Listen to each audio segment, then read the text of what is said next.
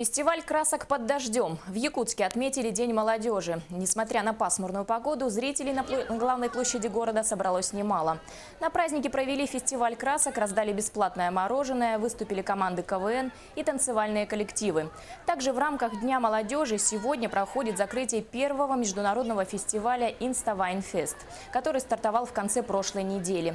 Гости из Казахстана и Москвы за эти дни посетили Булус, царство вечной мерзлоты и национальный праздник ИСЭХ. Приняли участие в форуме «Люди и города».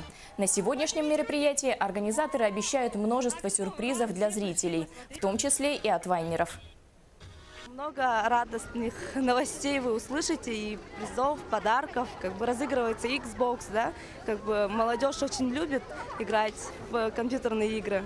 Несмотря на дождь, все нас поддержали. Ребята очень радостные. Ничто не помешает этому проекту, Дню молодежи.